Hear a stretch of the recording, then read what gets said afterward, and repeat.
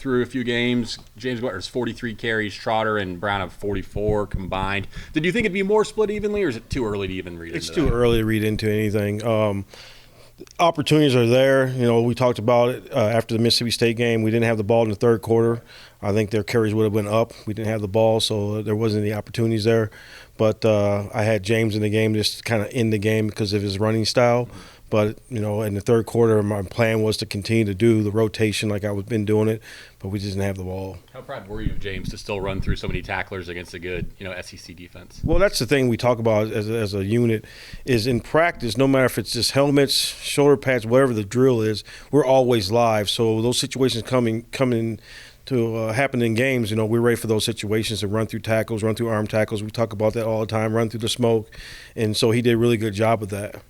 How much of a show of confidence is it in James that on 3rd and 5 inside the 10-yard line there you guys gave it to him and he got that first down? Well, it's just part of our offense. We're not always going to throw the ball on the 3rd and 5. We feel that our guys up front do a good enough job to create holes for us, and it's our job to make sure we find those holes and do a good job of finishing the runs off. How pleased of the running game have you been through the first 3? Very pleased. And I think, it all starts up front. And I tell those guys every single day, it all starts with those guys. And if it's a situation where we have to check to a run from a pass, and Skyler does a great job. So it all starts up front.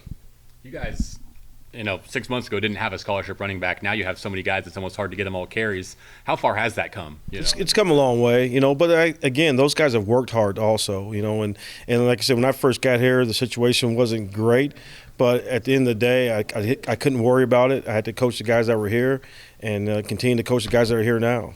Have you guys really started to just scratch the surface on what Jordan Brown could do in the passing game for you? Yeah, just it's coming every single week. And last week, with the bye week, we were able to add a couple more things to his plate. And I think you'll kind of, as the season goes, you'll see more and more and more. So do you think at this point, would any of the young freshmen be candidates to continue to play all year, or are they probably all redshirt at this point? Well, at this point, we don't know because of injuries could happen. So guys are still getting reps and understand that, the opportunity could be there if something would happen injury-wise. So right now we have not said, hey, we're going to definitely redshirt any of them. How have guys like Thomas Grayson and Clyde Price looked in practice, and what kind of backs are they for people who haven't maybe watched them yet? Well, they continue to get better at doing the little things and understanding how the college game works, and really having a grip on how to understand the blocking schemes. And I think that's where they're starting to learn and pick things up, and their styles are a little bit different. Obviously Clyde's a little bit bigger, so he runs a little bit more power than Grayson. You can see he can run. He's got speed. He's got really good feet, and so I can see those guys growing every single day. This is an Oklahoma State defense that's given up 30 or more twice and is giving up 400 yards a game to opposing offenses. Have you seen something in the film that you really think the running game could attack them at a different angle? Yeah, we don't know exactly what they're going to play. They've been a 4-man front, they've been a 3-man front.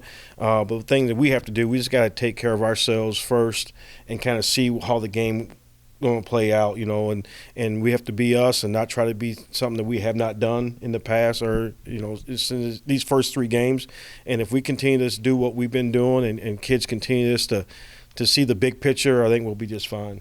Kind of conventional simple wisdom says a 3-man front's easier to run against. Is that true, or is it harder because you don't know where the other guy's, going to come from? Well, it's all about angles, and then they can create difficult angles for you at times, in the 3-man front.